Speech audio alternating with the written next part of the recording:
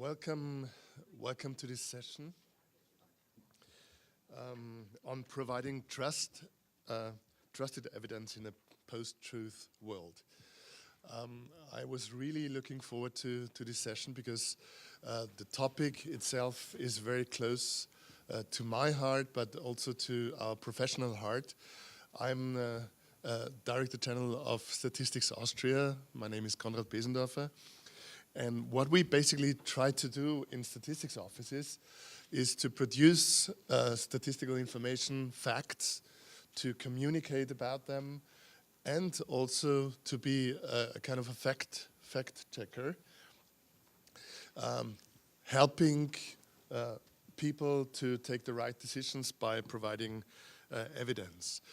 And we think in the statistical community that this is an important ingredient to democracy, actually, because it's not only about taking part in elections or taking part in referenda, but it's about taking part in referenda or elections in an informed way.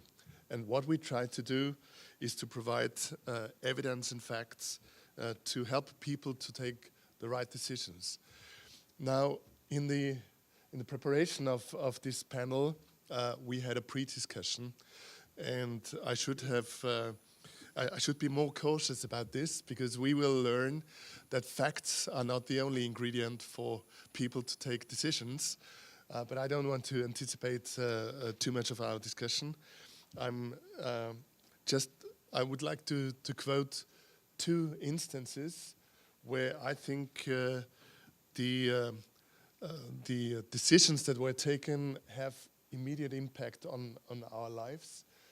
You all have in mind the discussions that we still see going on in the US, whether there was an interference in the US 2016 election or not, whether this was driven by so-called fake news or manipulated information, and whether this had an impact on the election results or not. And the second example is actually very recent. There was a referendum in the UK. If you're European, that's closer to your heart, where the UK actually decided to leave the European Union, and the contract between the European Union and the UK was only signed last weekend by the European side, and we'll see what the UK government is going to do with that. And the UK Parliament is going to do with that. In the upfront of the referendum, there were facts used in order to underpin one or the other position, which were then challenged on factual basis. So there was this famous bus driving around with the slogan, 350 million pounds per week are spent for the European Union, and this should better be spent on the national health system. Now this triggered a letter by the chair of the UK Statistics Authority, Sir David Norgrove, who sent a letter to the advocate of this slogan, Boris Johnson, saying that this is factually incorrect. 350 million per week is the gross sum which flows to the European Union, but it doesn't take into account the flows which come from the European Union going to the UK. So the net sum is actually different, and he shouldn't have used this argument. This is just one example that by stating false information, you want to drive people's opinion, and in the end, the result of elections, or in this case, of a referendum. I'm looking very much forward to our discussion. We are going to see a very diverse spectrum of people talking, and I will present people as they appear. So we are going to start with Helen. Helen is a professor of society and the internet at the Oxford Internet Institute of the Oxford University. She's also director of the public policy program at the Alan Turing Institute of Data Science and Artificial Information. intelligence. Sorry, and she's the co-author. And she's the co-author of the book Political Turbulence: How Social Media Shape Collective Action. And I'm looking forward to listening to you, Helen. Please. Thank you, and it's a huge pleasure to be here at this conference and in Korea. Oh, sorry. Right. Yeah. So I'm going to give. I'm going to talk about social media and post-truth, so-called post-truth. And I'll give a health warning right at the beginning, which is that I am going to say a couple of positive things about the information environment on social media.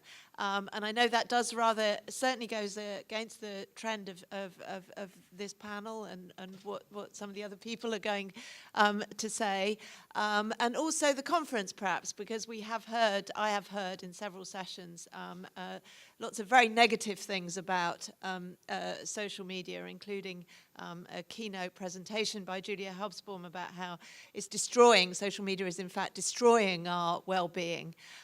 So I am going to say a couple of positive things, but don't worry, I shall say negative things as well. And I have to say... Sorry, can we have the screen here? The screen is not on, so we can follow her presentation as well. So one thing I would say is that I'm not a huge fan of the term post-truth. I don't know, we haven't talked about that, but I'm not a huge fan of the term. I don't really know what it means, and I think it's a bit kind of alarmingly dystopian. But I guess in general, it means a kind of reaction against social media. It also seems to imply, or it seems to involve, it frequently comes with a sort of romantic view of the pre-internet information landscape. And I think it is important to remember that it does also have beneficial effects in terms of the extent to which people have access to information. Just in the phones, which you've all got with you, you have access to the world's information, basically, and that is something new. And we shouldn't lose sight of that, even while we are worrying about the contemporary information landscape. Because trusted evidence, official statistics, are great things, but if nobody actually uses them or looks at them or incorporates them into their decision making, then they're not much use. And I just think that's something not to lose sight of. And also, of course, we shouldn't forget some of the pernicious effects of certain traditional media outlets. Conrad mentioned Brexit, which didn't take long, the referendum about whether the UK should leave the EU. It was interesting that on the news this morning, they were reporting the latest comments about the bus and the state of the economy post-Brexit. Actually, the current estimates are that at the very minimum, you know, we will lose hundreds of billions every year if we are to leave the European Union. But it was interesting to compare the reactions to the Governor of the Bank of England, Mark Carney, during the referendum and now, because that has shifted. There isn't quite the same kind of resistance to what he's saying about the economy. And the reason for that, and that was directly attributed to the fact that the editor of one of our tabloid newspapers, we have a very pernicious tabloid press in the UK, the Daily Mail, has changed from somebody who was virulently anti-Brexit to someone who is more pro-Europe. And that has made a huge difference to people's attitudes to experts and evidence. And that's also something important to remember, that traditional media outlets can also have a pernicious effect. So I guess this is the kind of general story of post-truth. People are driven by emotions and beliefs over facts. and add to that the ability of sort of non-media professionals and non-information professionals to produce information that's spread via social media, trapped in kind of echo chambers or filter bubbles where people are just fed information from a perspective of people that think like they do, which reinforces emotions and beliefs in some kind of vicious circle. That's the normal story of post-truth, or at least social media's role in it. And I want to focus on that spread via social media because I think that's the thing that's really new. Why? Because I do think that people have always traded. We've always had a desire for information that's more exciting, more sensational, more scurrilous, perhaps, than the actual reality. Reality is quite often quite boring, and we've always had the desire for things which kind of spice it up, as it were. So misinformation isn't new. And the idea of echo chambers or filter bubbles, I would like to suggest, is also not new. We've always tended to go out with people like us, live where people like us live, work with similar people, join clubs with similar people, have our favorite media outlets, newspapers and TV channels and so on. And indeed, the phenomenon of homophily, that we share beliefs and values and kind of go with people who share our beliefs and values, is also a kind of known fact about humanity, that we have a tendency to do that. Also something we shouldn't lose sight of. But there are two characteristics of social media which I think are particularly relevant here, and they are the two forms of social influence that exist on social media. There's many more, and the other panel will, I'm sure, talk about that.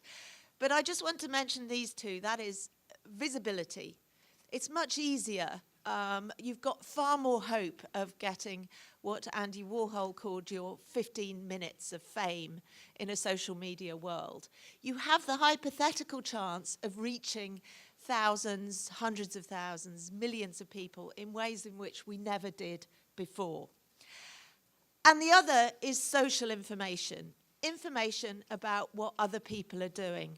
Everywhere on any social media screen, there is likely to be, to a varying extent, because designs vary, information about how many other people did something, how many people liked something, or supported something, or viewed something, or streamed it, and so on. And we know, again, from decades of social science research, that social information about what other people are doing has an effect on our likelihood of doing something. Popular things tend to be more popular, and so on, things that we know are popular. But in the past, we knew far less about what other people were doing. We had far fewer of these numbers, and those numbers matter, they have an effect. This is the health warning bit where I say a couple of positive things, but I know that my fellow panel members are going to point out more negative things. I just want to give a couple of examples where this kind of sharing of information and those forms of social influence, those kind of chains of reaction where somebody likes something and that increases a number by one, which encourages somebody else perhaps to like it more by a tiny amount, but it scales up, have had various, can have various positive effects. If you look at the many, many images of oceans being strangled by plastic, it's impossible not to imagine that that is part of the reason for an increased public awareness of the damage of plastic, and in many countries, regulation in terms of how plastic is used. Anti-corruption movements, shedding light on corruption is something that there is, in general, increased awareness of, and I think that also might be linked to the spread of images like this. These are protests in Romania, but you could be from any country in the world on social media. But one note of consolation, because of course I showed you some positive images there, but I could equally have shown you images of hate and the huge spread of misinformation traveling rapidly around the world. Because just as small good things can scale up, so can small bad things scale up. Is that most information in general goes nowhere. Collective attention decays very quickly. That's an image from the book that Conrad mentioned, where we modeled attention to mobilizations based on petitions, and showed how attention to a petition spread on social media decays completely within 10 hours. If it hasn't made it in 10 hours, it's going to be digital dust. And that means that everywhere on social media there are highly unequal distributions of attention. A small number of really extreme events, which scale up enormously, and a huge number of completely insignificant events, which go nowhere. That has an effect in all sorts of ways. And when it comes to misinformation, then its effects are that kind of distribution is just as evident as it is with positive information or verified information. So here, for example, is a photograph of Obama signing a ban on the Pledge of Allegiance in schools. This received 2 million views on Facebook alone in 2 months. Great, except it's not that. It's not true. It was a hoax. It was never intended to be true, and it got lucky and spread so very quickly and had a pernicious effect in terms of how people viewed Obama. Those very unequal distributions are in all kinds of ways driving social and political volatility. And I think that's one of the things we need to understand about the world of misinformation. That volatility in terms of the unpredictability, which events are going to be successful, which hoaxes and deliberate pieces of misinformation are going to be successful. It's difficult to predict that, and we need to understand better. There's a couple of examples there. One of them is from our recent work at the Turing Institute on volatility, where we're trying to understand volatility in terms of issue salience. What's the most important issue facing the country today? We are suggesting, or that the findings are suggesting that we are seeing an increased volatility in terms of what people think is important. So just to finish, I think what we should be doing here is thinking of ways of stabilizing the information landscape and kind of understanding this volatility and working out how to dampen it.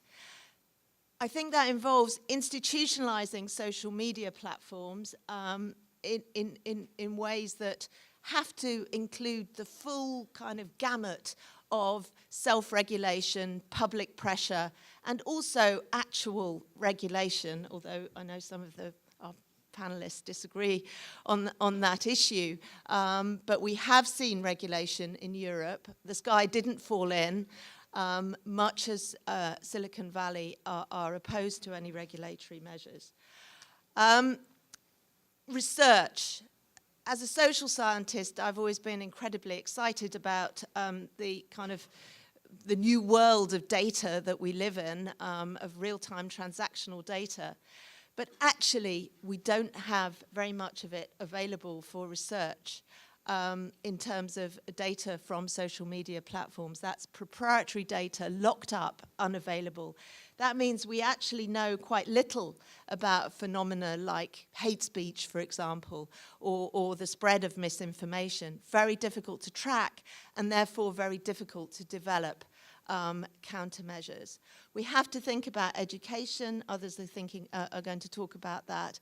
And we have to think actually about verification of news sources and news feed controls, because that is a possibility, but do we want companies like Facebook to be the arbiter of what a trusted source is? That's debatable. We have to think carefully about that.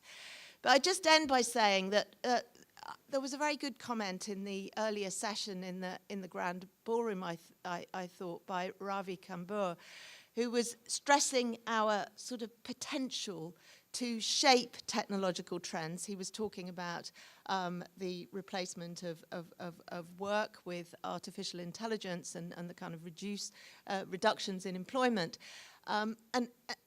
But I mean, I think there's an application here too. We shouldn't sort of let these developments sweep over us in a kind of wave of volatility, but we should think about how we might shape them and improve our information environment in a changed world. Thanks.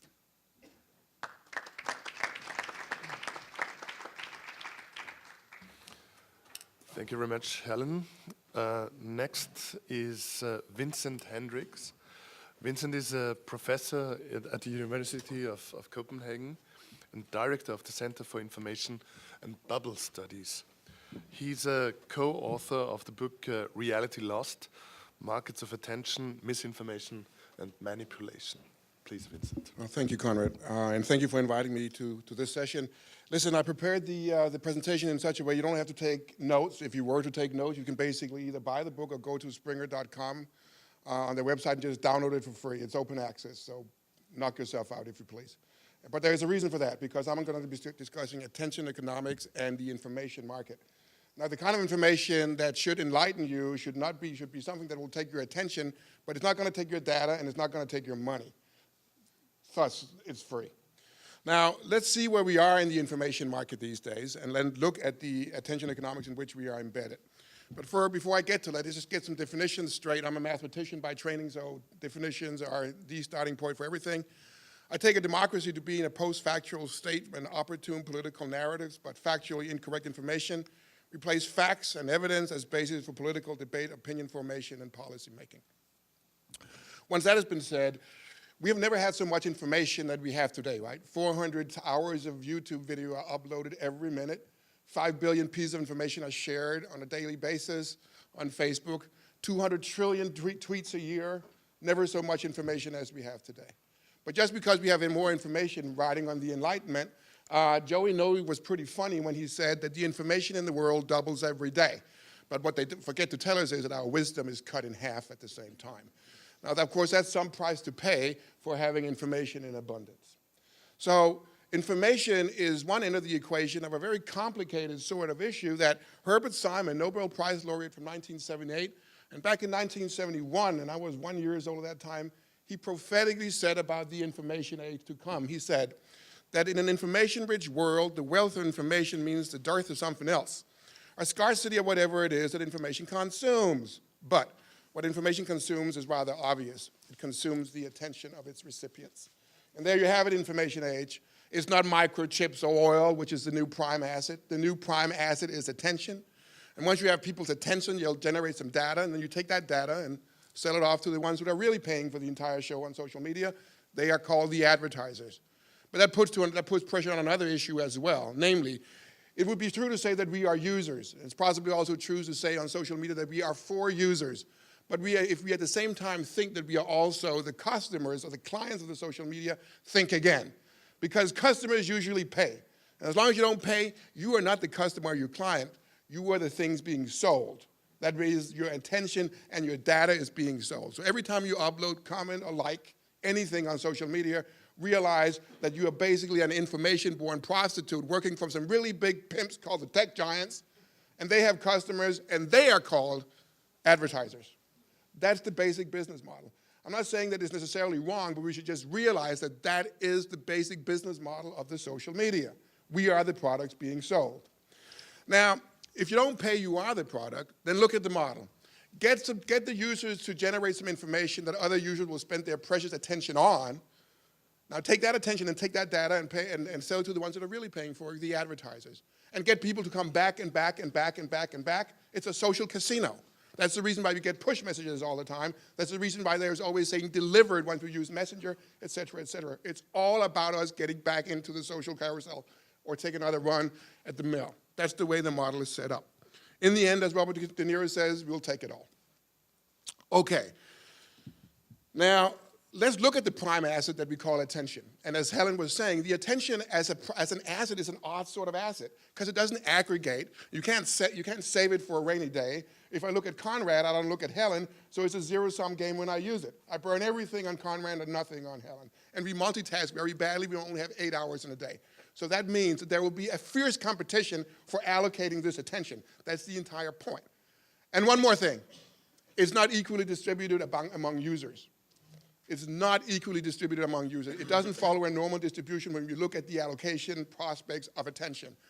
It's a massive power law distribution. That means 5 to 6 actors, depending on how you look at the conglomerates, have 90% of all the traffic online.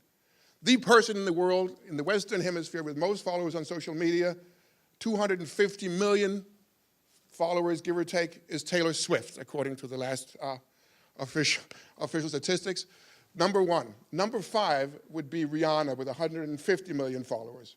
You lose 100 million followers on the first 5 spots, okay? And then you lose, and then it goes really fast losing the other. It just goes to show that attention does not follow normal distribution. So the entire idea that there's a democratic role in the fact that everybody has access is at best BS.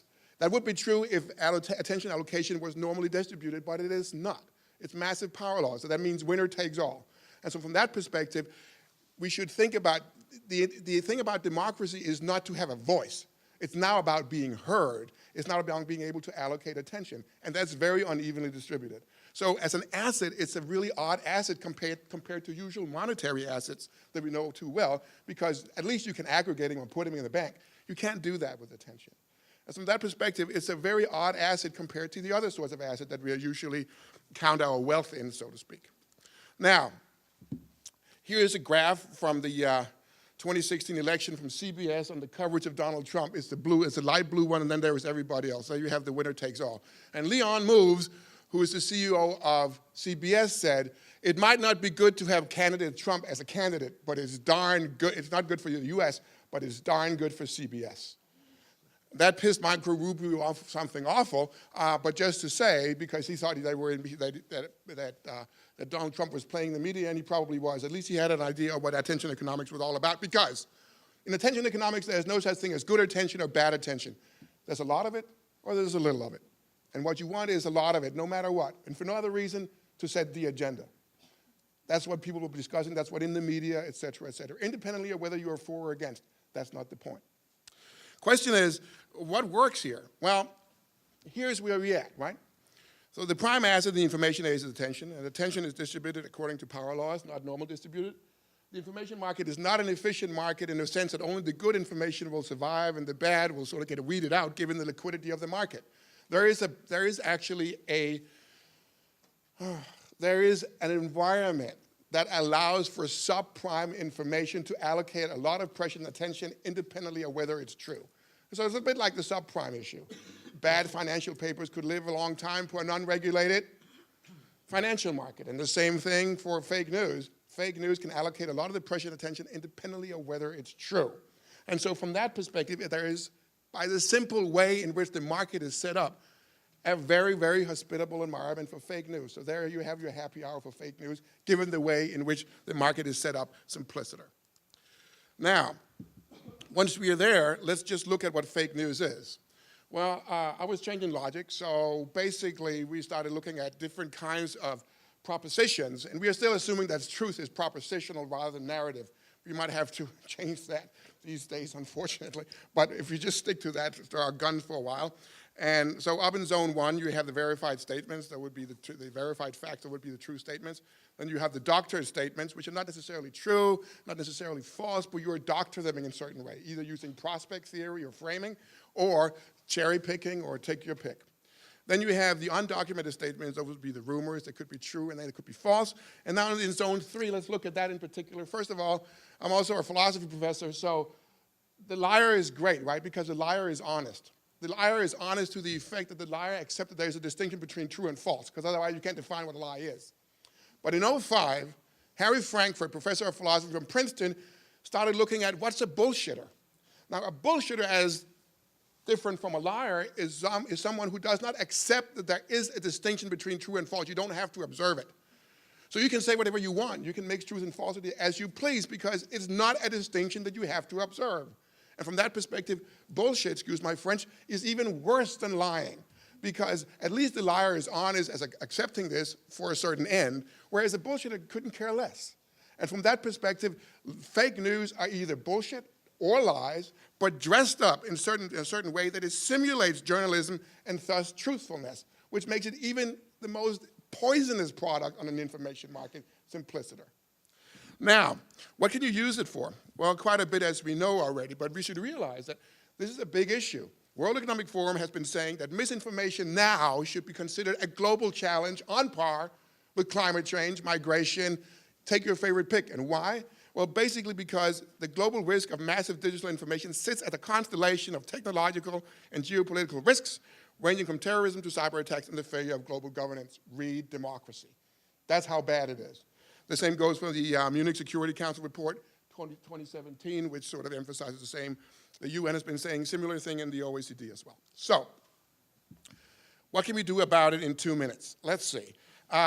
First of all, let's make sure that we understand what tends to get a lot of traction. That's exactly what Helen was alluding to, too.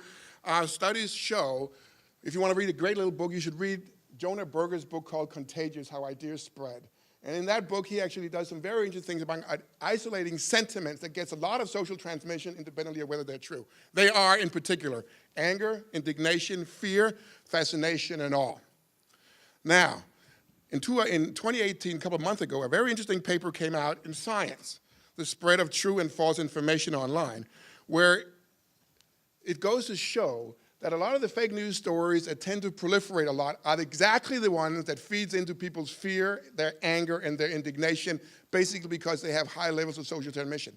And then read the last 3 lines. He goes, contrary to conventional wisdom, robots accelerate the spread of true and false news at the same rate, implying that false news spreads more than truth, because humans, not robots, are more likely to spread it.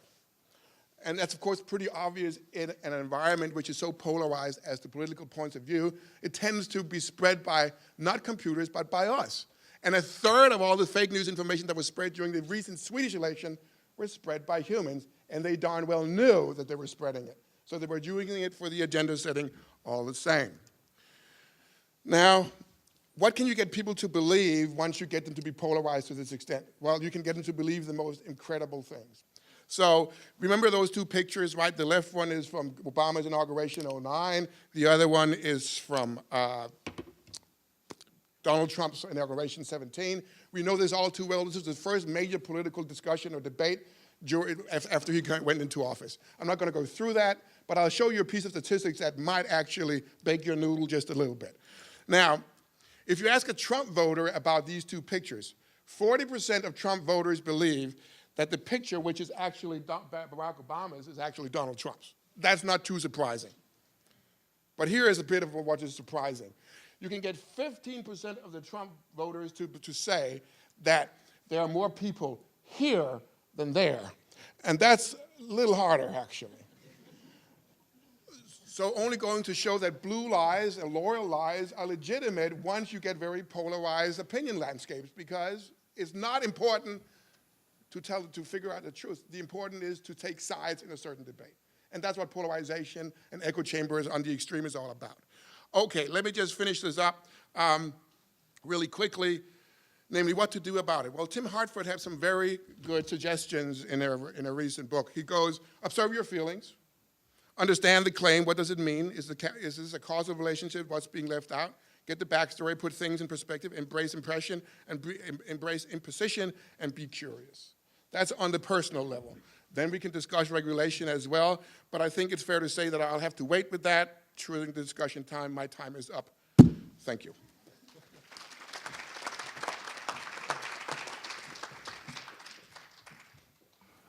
Well, you got all our attention, so that was the point, no? that costs a lot of money. Now, I'm turning to a person who is by profession spoiling the party. Because Mariana Kotziber is Director General of Eurostat, And as my profession, being a statistician, she actually is there to coordinate statistical offices in Europe to produce facts and actually to counter this bias in attention with some facts on the table. Please, Mariana. Thank you very much. So after these two exciting introductions to today's word, I feel a little bit more challenged than I was thinking before joining this excellent panel, because after this nice description of today's word, the word of explosion of information and social media and reactions of people, now I have to inspire you and to share my thoughts how official statistics should thrive in this today world. I see my dear colleagues, the heads of statistical offices of several countries from European Union and outside. And I hope that you will help me at the end with the discussion, because really we have an exciting mission and exciting opportunity to live today and to meet all these challenges. So my thoughts, I will approach the issue objectively as a professional statistician, without any romantic view about pre-internet era, despite my female nature.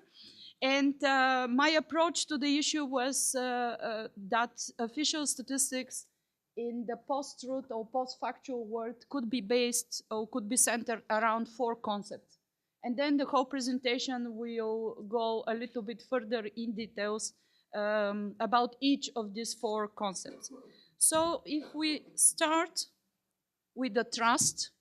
So through all my talk, I will keep the 2 dimensions. The dimension, imagine that you are part of the information market. So for the 4 issues which I mentioned could be considered for every player in the information market, but I also will try to provide the view of the official statistics world. So trust today in the information market, where we have to attract attention. In addition to what Vincent has just said, the crucial concept is the concept of trust as well. That the people who are searching for data, for information, they have to trust. They have to trust to source, they have to trust to the institution, to the person, to the individual, to the media who is providing this information. And for those who do not belong to the statistical world, I have to say that to tell to you that it's not easy to get out from our pre-internet romantic period, where for us the trust was mainly focused on 2 things. We were thinking that the outside world will trust to our data if our data and statistics which we produce is objective and produced in professional and independent manner.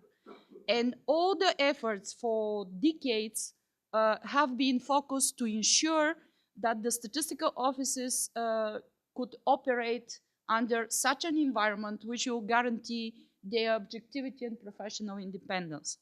Then our focus as professionals in the field was on providing sources, input data, which were of high quality, to process them using the scientific methods, and then to present them in the objective and entertaining way.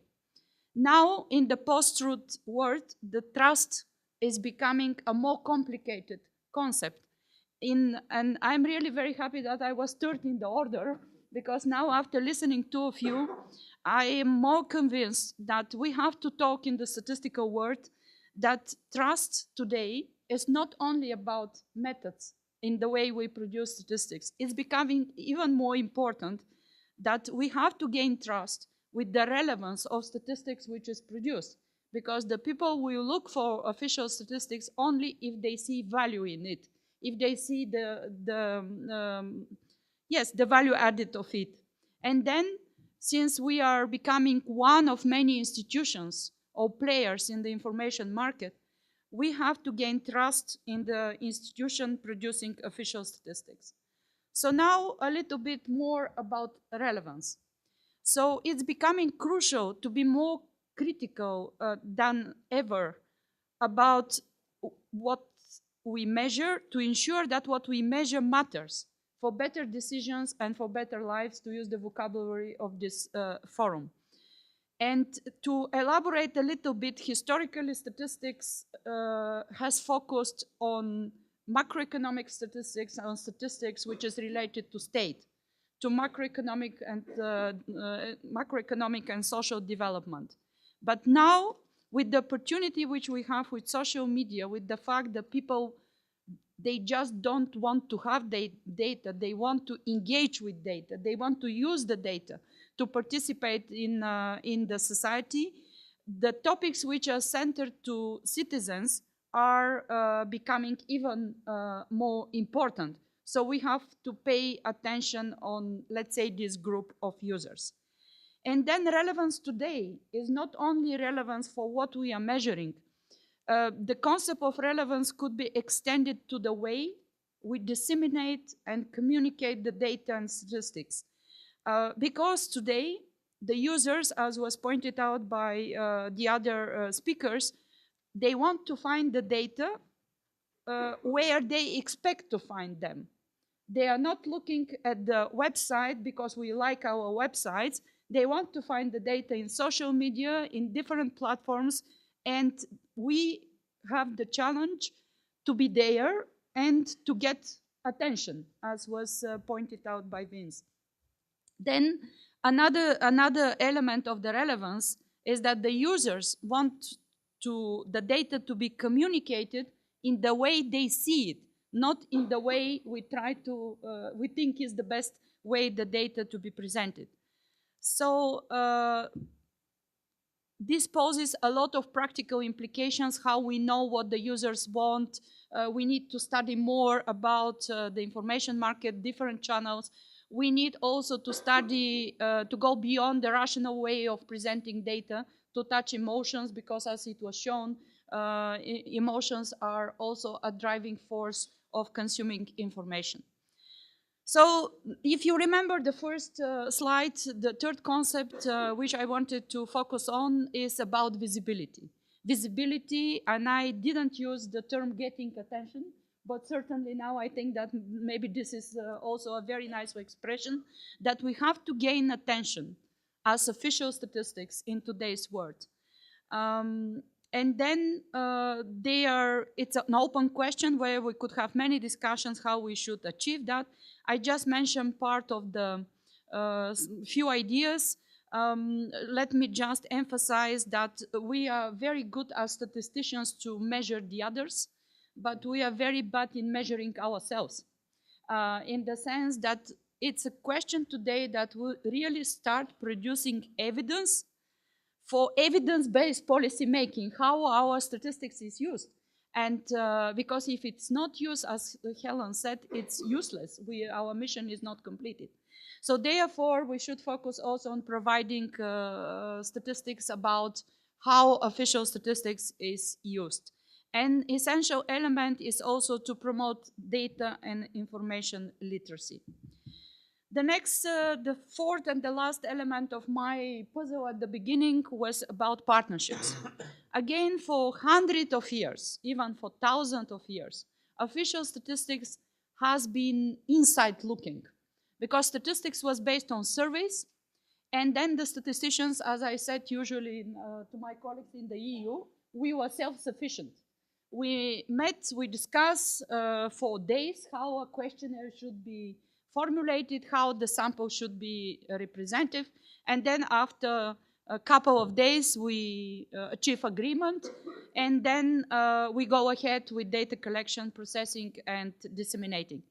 Today we have to look at the post-truth world in a different way.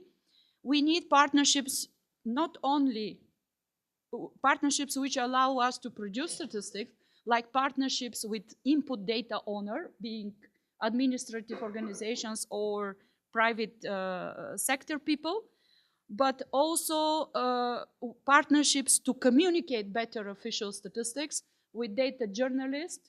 But we, for example, we need partnerships with those who are tackling disinformation online, who are fighting with fake news, like fact checkers and their organizations.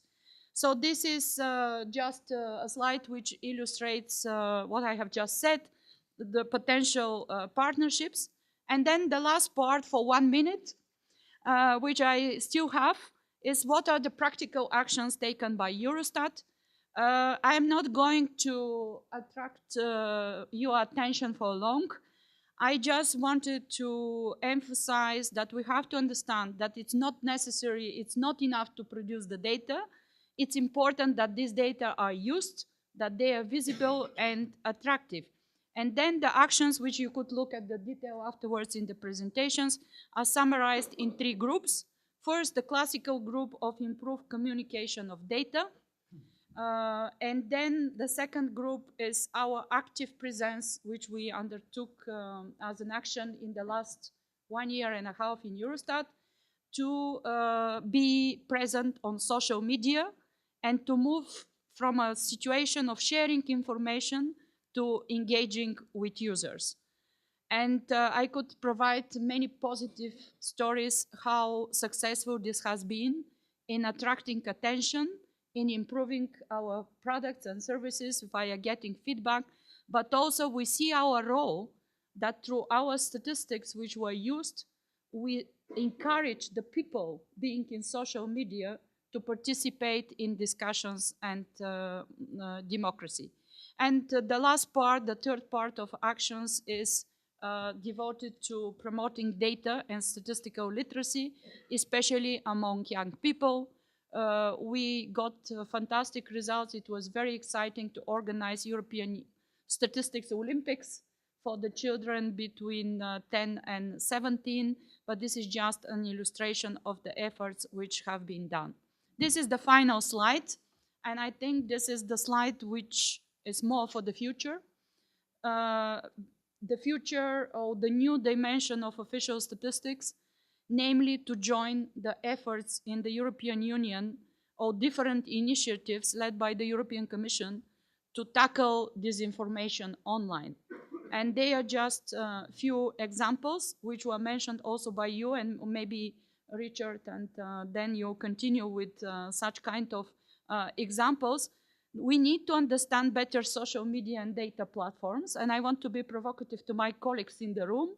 Should we produce official statistics on data platform, on the way people behave in social media, like we measure any other enterprise or company and any other sector in the economy? We have to strengthen our role in fact-checking and to do partnerships with the fact-checkers to see how we could be a reference point in facilitating their work. And one issue which could be strange, because I am an official statistician, but all these questions about providing more transparency and accountability of data platform, we have also an interest, and also we could contribute with our experience in the process of setting up such kind of self-regulatory ethic principles, code of practices, and because we have been on the information market, we have faced the same issues like today the other players of the market are facing. And fostering data literacy, this is something what I think it's easy for everybody to agree. With that, I'll stop here. Thank you very much for the opportunity, because I really feel enlightened, and I'm happy to continue in our close statistical official statistics community, how we could bring our contribution to today's world. Thank you very much.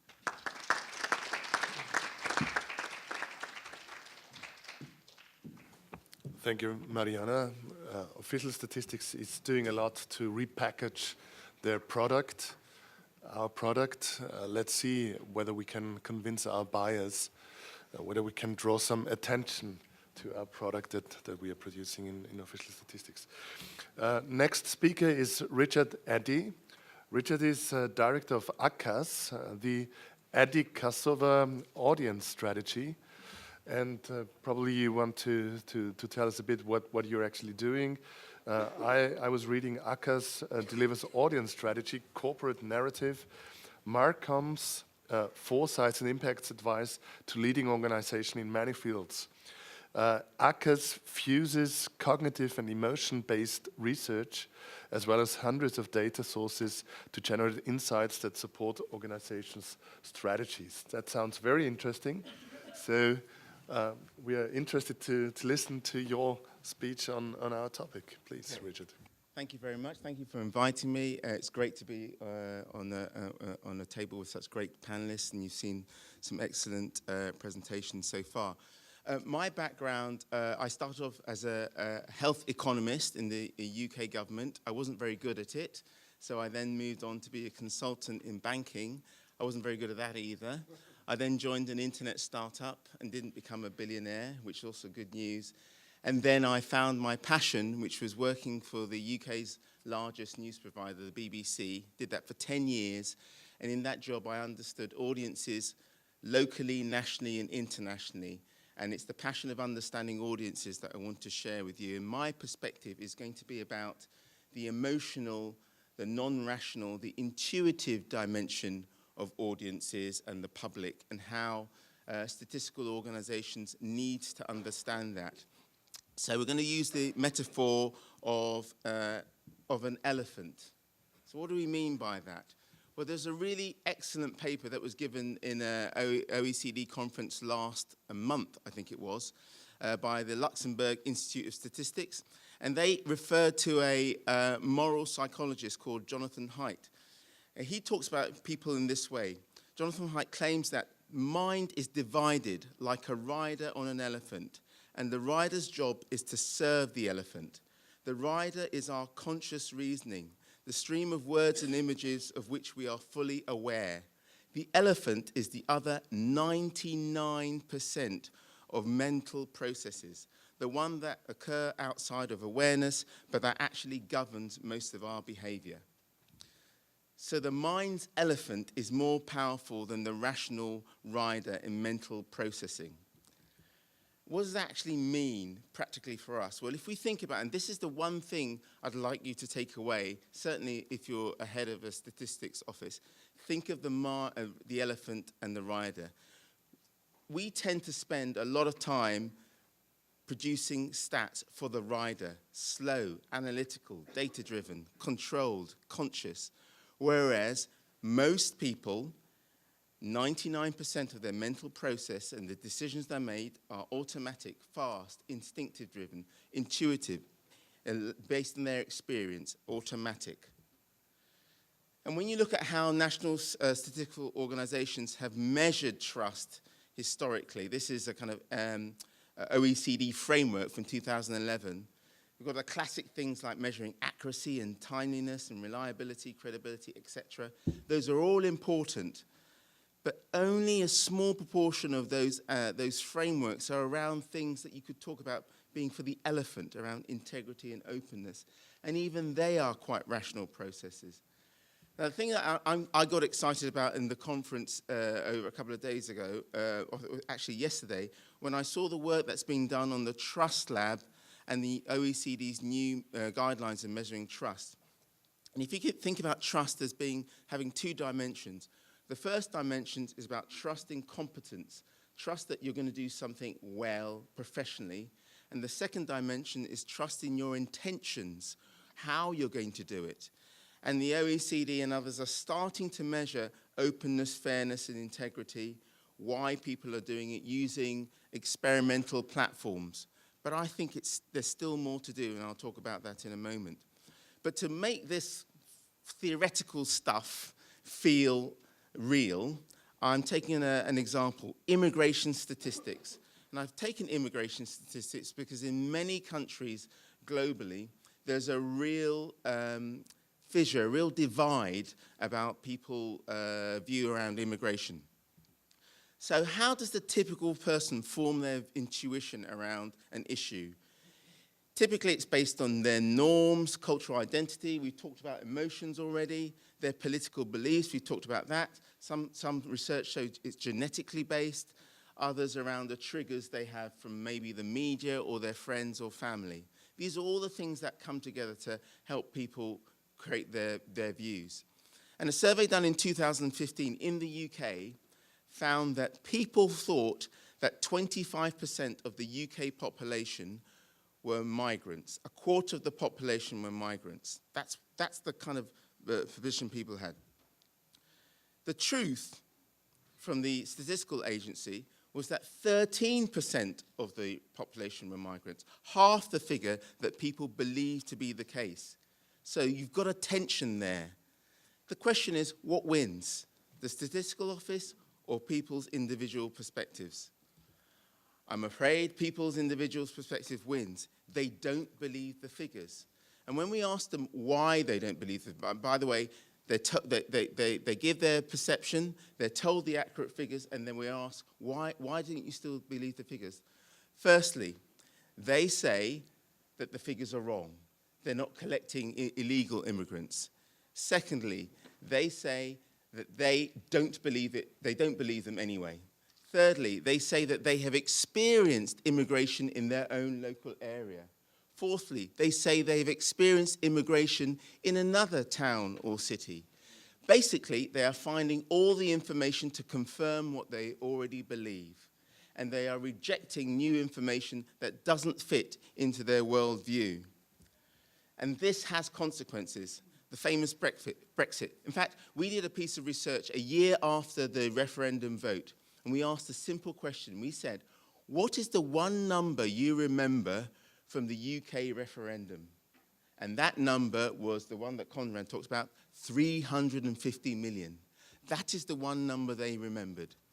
And in this context, there was also a real-life dimension. So in local authority areas where foreign-born populations increased by more than 200% in the 14 years before the referendum, the Leave vote followed was 94%, compared to the average of 52. So people felt it. They saw it in their local areas, and that's what they trusted. And they certainly didn't trust the experts. So 56% of Leave voters didn't trust economists, and 36% of Remain voters trusted economists. So expertise in itself wasn't enough. So now I'll quickly go on to 5 areas that I think we should explore. Originally, I pitched this as we should do, but I think there is so much to learn about this that I'm being a bit more humble. We should explore these areas. The first is around using trusted or partnering with trusted messages to develop what I called borrowed trust. So if they're not listening to statistical agencies, might they listen to a trusted messenger? And I'll go into what that trusted messenger could be in a moment. And that trusted messenger could say, well, we've got some new information about migrants. It might be interesting for you. The individual might not change their mind, but because they trust the messenger, they may say, oh, maybe there are fewer migrants, and they could get into a discussion. And who are those trusted messengers? Well, there's statistics all over in all the OECD countries and beyond. But frequently, you see the same kind of individuals, nurses, doctors, teachers, engineers, professionals, scientists, judges, tends to always go to the top of the tree.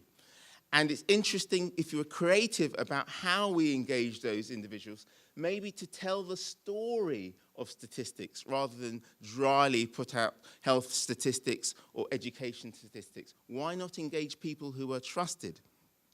Also, using social media individuals who have a higher reach and engaging them may be a route.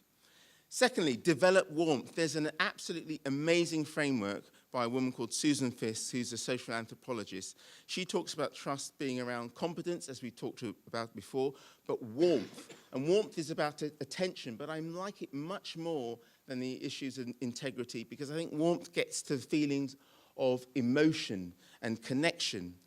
And she's done a lot of work looking at brands, at individuals, and at professions. And she shows that teachers, nurses, doctors, and professors are both high warmth and high competence. Researchers, very professional, very competent, but could build the warmth. How might you build the warmth? And this has been done in 37 countries, so there's a lot of data out there. It needs to be improved. How might you build competence? Well, we did a piece of work where we looked at 36 OECD sites for statistical organizations. Highly competent, lots of text, lots of data, powerful graphs. but no people. You're about people, and 17%, only 17% had images of ordinary people. Very few had stories. About 7% had video in there. These are the things that build warmth and connection. And then if you look at your competitors, we are in an attention economy. They're doing that. This is Nielsen, one of the largest market researchers. You go into their website, it looks sexy, it's got people, it's colorful, it's engaging, it draws people in, and critically, it's evoking an emotion. And Vincent talked about a really great book, Contagious, by Jonah Berger. The key thing in there is ask yourself, what emotion are you trying to evoke in your audiences? Typically, we're evoking what we call inactive emotions, ones around contentment, but we need to engage active emotions, ones about awe, excitement, surprise, fear. Those are the ones that engage people. Then when you look at the websites, currently they are very macroeconomic based. Inflation, unemployment, GDP, population, more than half of the websites, in the case of inflation, 80% of the websites, that was the headline they were showing. When you look at what people are concerned about in 26 countries, this is latest data from Mori, from 26 countries around the world, these are the issues people are concerned about. Financial and political corruption, unemployment, poverty, crime and violence, and healthcare. Where are they on our survey of the statistical websites? 72% of the websites have stuff about unemployment, but in the homepage, very little about political corruption, about inequality, about crime, better on healthcare. So there's an opportunity with your assets to start to understand what are people concerned about, and then play back to them that information, push that information out in social media as well. And this is something I'm particularly excited about. This chart is a conceptual framework which shows in the red line the people's ability to change their response to experience, and the black line is how hard people find to change, the effort it takes for them to change experience. Basically, when people are younger, they are more malleable and they are more likely to engage in new ideas and belief systems. So if you want to create social norms, you've got to engage younger people. I'm really excited by a number of the panelists talking about younger people. It's absolutely critical, because by the time they're 30 or by the time they're 40 plus like me, they're gone. Sorry, too late. Final thing is actively listen and empathize. Outreach. Focus on your day-to-day research contacts. You've got an amazing ability. You talk to thousands and thousands of people every day. How are you using those contacts, both physically and virtually? And empathize with the public. I sometimes worry that we are judging people for what they believe if it doesn't align with our own beliefs. We can't do that. We've got to empathize and understand their beliefs and see how some of their beliefs may be grounded in their experience. And that's my summary.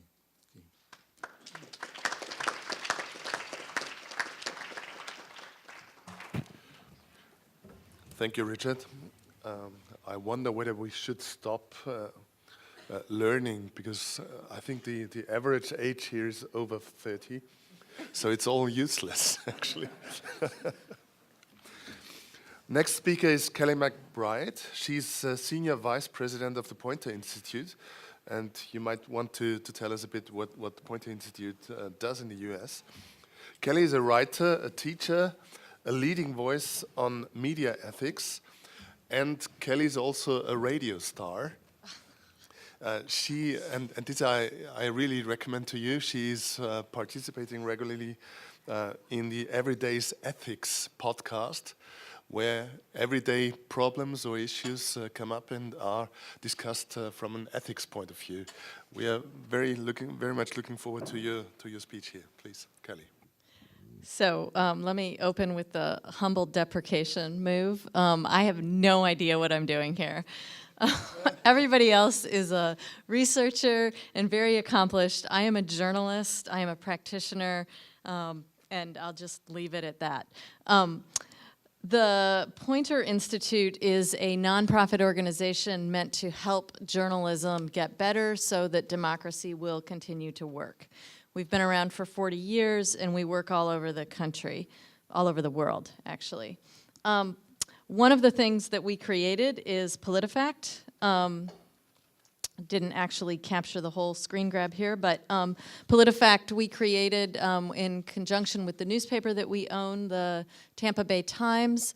We created this in 2007 because it became clear then that social media was going to change the way that the electorate acted when it came to time to vote. And we recognized that politicians needed to be fact-checked, and so we created it in 2007 in the run-up to the 2008 election. It won the Pulitzer Prize a couple of years later, and has been replicated all over the world. We are also the home of the International Fact-Checking Network, which is where fact-checkers from the world over sign on to a set of principles, agree to transparency, fairness, objectivity in the political process as they go about their fact checks. A more recent endeavor that we are doing is called MediaWise, and this is sort of like PolitiFact for teenagers. Our goal, this is a distributed news product, and it teaches teenagers every day to employ the skills of fact checkers as they consume news in their own information feeds.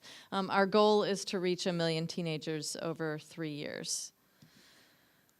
So I have 3 premises here today. One is that disinformation and propaganda will persist. The second is that the data being collected about you will continue to be used to exploit you. And third is that when governments do crack down on this, there is almost always an ulterior motive, and that is to silence their critics. And so the problem is particularly pernicious because any sort of government regulation is most likely going to have the opposite of the intended effect that we would intend it to have. So disinformation and propaganda persist. The collection of data will be used to manipulate you, and that digital authoritarianism is predominantly the motive when laws are passed. And I'll talk about that a little bit. My conclusion is that filter bubbles are not the problem. We talk about filter bubbles, they have always persisted, they are not the problem. The real problem are bad guys, political actors who introduce false information into filter bubbles in order to seed and exploit fear. In addition to that, another problem is that the social platforms and the Silicon Valley companies that control the marketplace of ideas right now are currently refusing to take complete responsibility for this. We've seen progress. We've seen them reacting to change.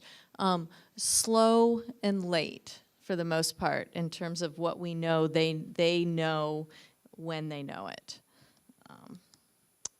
So the result is that false information and propaganda actually fuel violence. So let me go through a couple of examples. In Myanmar, anti-Muslim hate speech on Facebook incited the violence against the Rohingyas.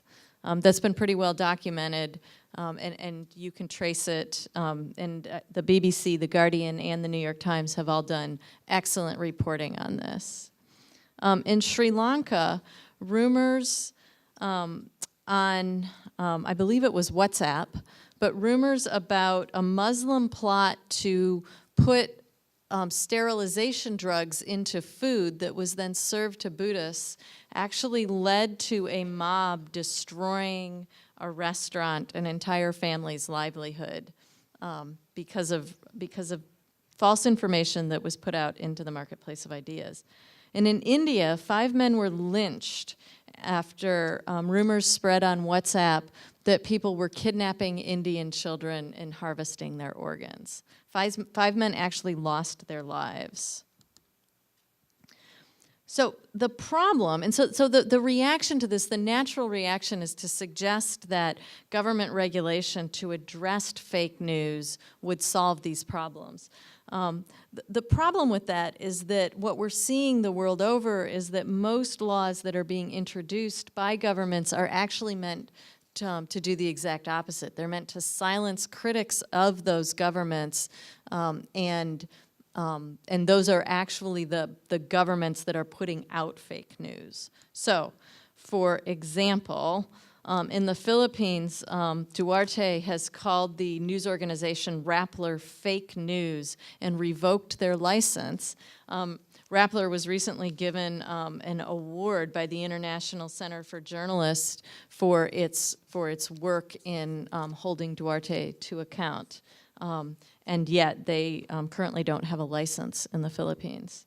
In Brazil, hoaxes on WhatsApp actually helped to elect the current leader, and in response, he is attacking the journalists who scrutinize him and trying to pass legislation that would prevent them from criticizing him. And in the United States, my country, of course, we have President Trump constantly calling legitimate news organizations who produce truth and hold him to account, calling them fake news, revoking the press pass of Jim Acosta from CNN, and also otherwise manipulating the general trust of information providers. So the result is that democracy is in danger, not from filter bubbles themselves, but from those who would exploit the filter bubbles, from social platforms that would turn a blind eye to exploitation, and finally from leaders who want to crack down on the fake news problem, which is very 1984. These are the sources that I've used for this, and I would encourage you to look at the work that we've done on misinformation around the world, and also this recent report on freedom on the net, which has been, they put out a report every year, and it gives different countries a grade. In short, about 17 countries improved, many more declined in terms of the overall freedom on the internet, including the United States. Let me say a couple more things about some of the research that we've done. When we do research about trust and who trusts what information, we have found in general that overall trust in the news media is improving in the United States. However, when you look into the subgroups of who it is improving among, you find a lot of reasons to be concerned. So while overall trust is improving, it is divided by political affiliation. And this has never been true previously in the United States, but right now, political affiliation, whether you are a Republican or a Democrat, determines whether or not you trust the news or not. So 70-some% of Republicans are likely to not trust the mainstream media, whereas you see the opposite for Democrats. And what's even more concerning is that the more educated you are and the more news that you consume, if you self-identify as a Republican, the less likely you are to trust a piece of information that did not come from a Republican-identified information source. So we expected to find the opposite. We expected to find the least educated people the most susceptible to manipulation, when in fact what we're finding is that it is the most educated people and those who are consuming the most information to be the most likely to be manipulated. And that is, when we look at the manipulation of the American public, that is exactly what we see is that while general trust is improving, that the more polarized you are, the less likely you are to trust. I think that the true answers to this are educating consumers so that they can consume better, and educating them particularly while they're young so that we get in front of that intersection on that previous graph that we just looked at. But then I think the other answer is in voter participation. In many countries where you are seeing where you're seeing manipulation of the electorate, You see low voter participation, often under 50% of eligible voters voting. That's certainly true in the United States, even in this most recent election. You're also seeing cynicism and distrust in the electoral process. And so if we really want to change, free speech and trust in information and facts, and we want to prevent a post-fact society. And I don't believe we're in a post-fact society yet, but if we want to prevent that from happening, I think we best spend money on voter participation. Thank you.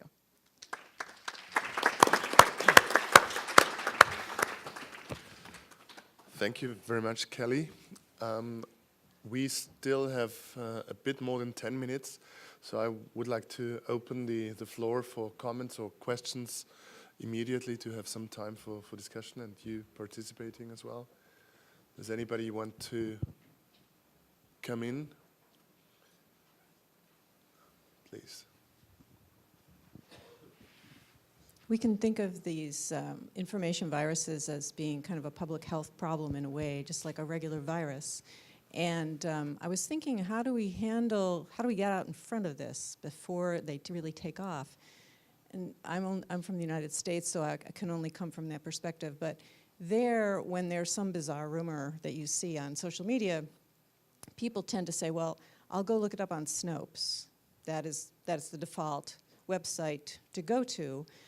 There are others, of course, and we heard one mentioned today that are probably much higher quality, but they're not as well known. And we also heard about the necessity to have a human face. So perhaps, and we also heard that professors and scientists are highly respected, and here we have a bunch of them, right? So it seems to me that we have an opportunity here to say, well, let's look, how does Snopes do this?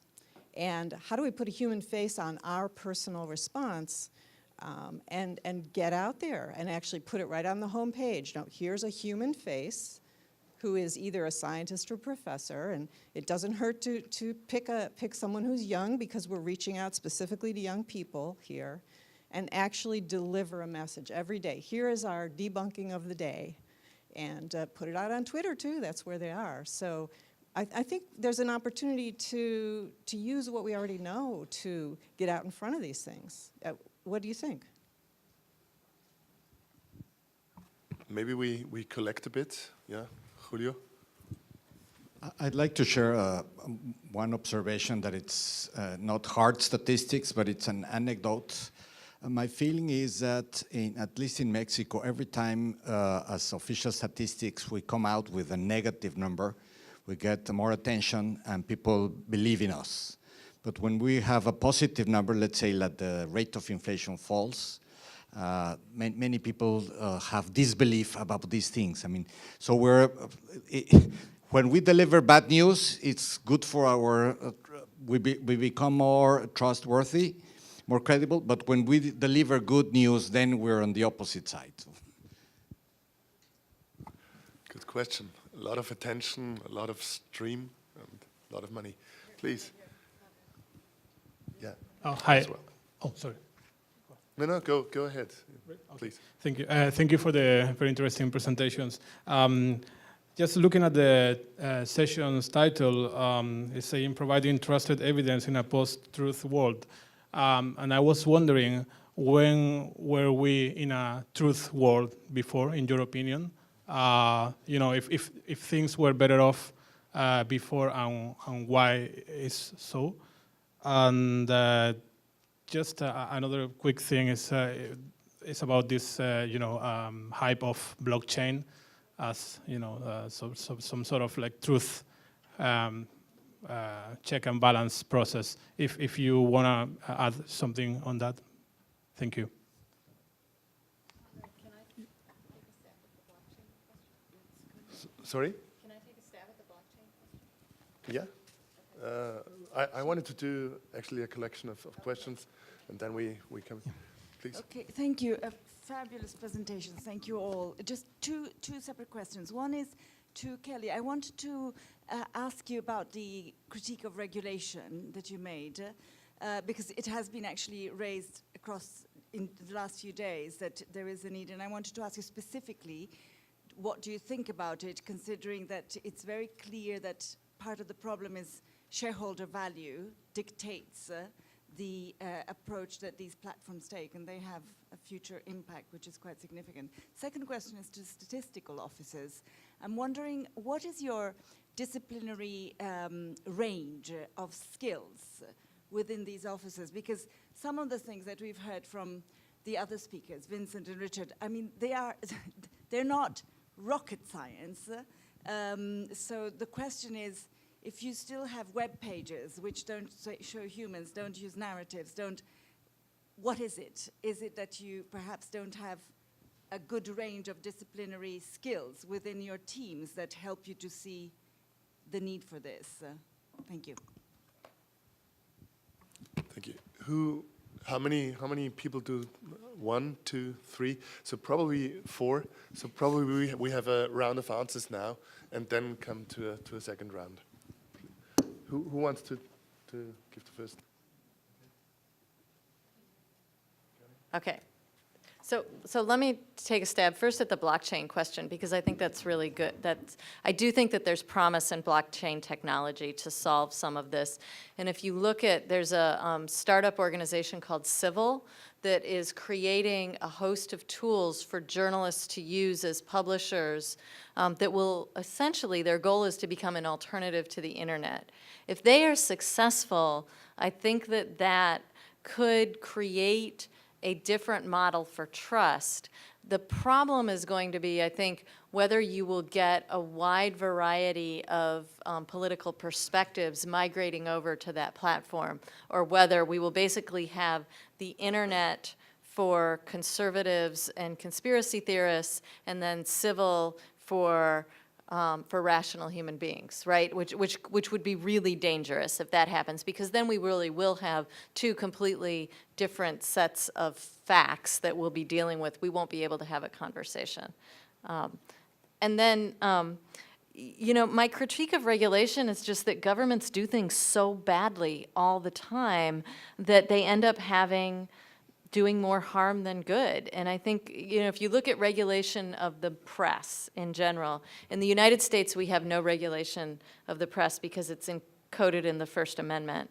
And when we study ethical behavior of the press, we see that in countries where there is more regulation, you see less ethical behavior, you see less conversations, because there's no motivation to be self-regulated. It's just rule obedience. And instead what you want to create is a culture where there's a attachment to guidelines and principles and an understanding of how to apply those principles. And so I'm more in favor, and this may just be my cultural background, I'm more in favor of creating the type of social pressure that would encourage internal regulation. You're right that in terms of the platforms like Facebook and Google, they are accountable to their shareholders, and if their shareholders would encourage them, then I think you might see that. And you may see, I mean, it's getting pretty bad, right? Like the criticism against those companies is getting pretty bad. It's possible that they'll embrace self-regulation eventually. Maybe we see American-European divide here on regulation. There are only few Americans, I think, who are proactive on regulation. One of them is a Nobel Prize winner who spoke to us just yesterday, Joseph Stiglitz. But I ask for other statements here. Do you want to, Helen? Go ahead. Sorry. Yeah, the debunking and yeah, I was delighted to see the high standing of professors. However, obviously, however, we operate at a real disadvantage here, and this is the question of data. You know, social science research has the possibility to be transformed by the existence of data.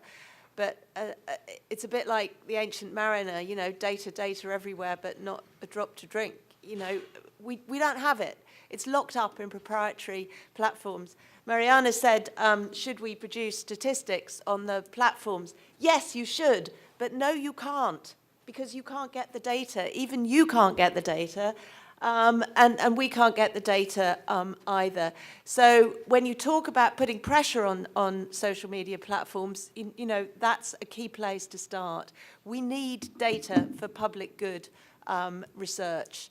And a second point I would make about regulation, it is the case that the social media platforms have started to do things. I mean, in response to massive pressure and little and late, but there is some self-regulation. Zuckerberg, for example, has accepted a measure of public responsibility. They are doing things.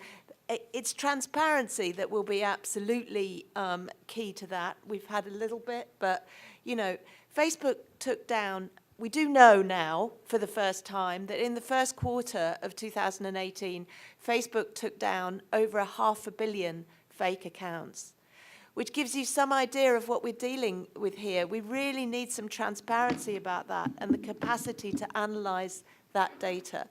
And there's all sorts of examples of that.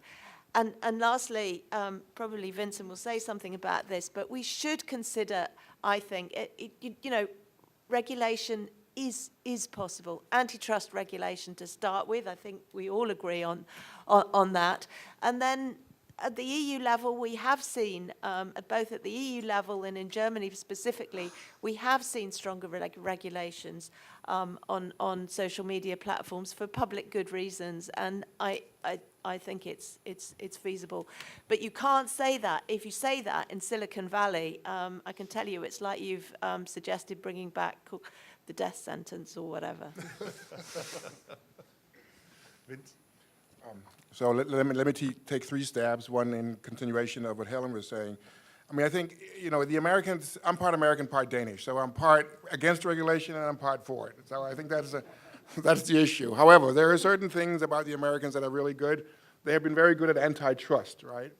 So is it reasonable that Facebook could buy WhatsApp and Instagram? Is it reasonable that Google could buy YouTube? Is it reasonable that Amazon.com can acquire Washington Post indirectly via Jeff Bezos? Now it's also political products we are potentially selling. So maybe antitrust would be a way to go with some of these platforms. And also for another reason, because they're now threatening public goods. Remember the Cambridge Analytica scandal? Yeah? Okay, so there was a vote against Facebook. It was called #DeleteFacebook. And remember that vote going on Facebook. So they took that traffic too. And that only to say that the public space is now on private hands. Public space is a common good. Do we want that? I don't think we want that. So that's one. Another thing was what you were asking about, are there measures that we can enforce already? Yes, I suggested every statistical agency, you have so much interesting data and you can correlate it in such interesting ways, in funny ways too, that you should actually hire a comedian to go through some of these things with you. And why? Because humor is a way in which you actually get able to be curious without being preconceived. And so that means that you can actually package a little data which is scientifically solid, but do it in ways that people smile. And that's also a way into people's consciousness through using their attention. And finally, pertaining to what you were asking about, was there a golden age of democracy where everybody in the past was speaking the truth? Probably never. But you have to understand that there are the technocracy or factual democracy is on one end as a limit point on a scale, and post-factual democracy is on the other end. There are limit points, you can get arbitrarily close to them, but you'll probably never hit them. And then depending on zeitgeist and financial situation and whatnot, democracies tend to go back and forth on this continuous gliding scale. And right now that we have seen a move towards post-factual democracy, but we'll probably never go there completely. It's a limit point. And on the other end, technocracy is a limit point too. And that is as bad as that, because that's basically digital totalitarianism in disguise. It's basically as bad as post-factuality. And so we have to find somewhere within the scale where we can actually, people have authority on one hand, and yet, of course, on the other, I'm not against people making money out of it, but I'm against of turning users into pros.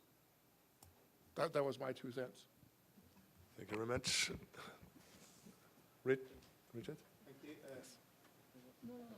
I really love the analogy of public health and virus. It's very powerful. And I immediately thought, well, you need immunization pretty early on to help you with that. But in particular, I think your idea around the kind of people you use, the humor idea is really important. Lots of work showing that viral videos, humor is one of the key dimensions of it, or is another dimension. So all of that kind of thing would be very powerful. And if you think about health as a virus, then you realize you have to take action to attack that virus. Around the rate of inflation and any other macroeconomic stat, it suffers from the tyranny of the average. And people feel that the average doesn't relate to them.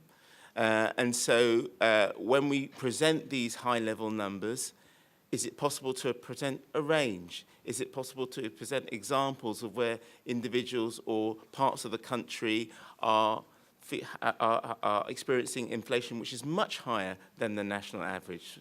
Anything that makes it more local and relevant would be very powerful. And then, not a point that's raised, but it's a point that Kelly talked about at the end of her presentation that I think I'd really like you to go away with. There is this notion of what's happening with trust. And I've heard on the conference some people saying it's falling, others saying it's flat. The data we look at broadly is showing on average that there's a resurgence of trust in the media, in the States and elsewhere. Eurobarometer, all these things are showing that trust is holding up. However, the polarization point is very profound. You're having the 30%, maybe 40 in some of the population where trust is under pressure. So as statisticians, understanding the perspective of that group, I think, is really critical for engaging in the future. Thank you very much. I will try to answer shortly to your questions about skills with 3 points. First, yes, certainly. One condition is to have people with the right skills, but this is the easiest part. And this is not a tradition for statistical offices, so let me put it like that. It's a question of investment and attracting the right people, but this is the easiest part, because my second point is that this is a question of cultural shift. I initiated such kind of exercise in Eurostat 2 years ago, and we created a simple thing, what could be very natural, daily news section on the front page of Eurostat on topics which are human, with faces, short messages on ice cream, who produces the best ice cream in Europe, and when the countries are celebrating national holidays like birthdays and etc. And it was enormously difficult to get through because people think that this is not serious. And now we see the success of this story. So the second point is that we need to change the thinking. And my last point is, in order to do that, you need a leadership. You need from the top of the statistical offices that the people who are at the head, they understand that if they want to be relevant as an institution, we have to go in that direction. So, thank you. Thank you, Mariana. We are running over time already, so I'm afraid that the people who wanted to take the floor will not have the possibility, or only bilaterally have the possibility to come in. I want to end not by summarizing, because I think this would stretch our time even more. I just want to underline one thing that Richard said by quoting the most popular statistics that we produce. And this is about baby names. Baby names is baby names. That's the most popular statistics, and it's not very popular within the statistics office because people think that's not really statistics. But this is what resonates with people, and this is exactly what Richard said. Thank you very much for the panelists for the very interesting discussion. Thank you for your questions and your suggestions, and have a nice lunch break. Thank you.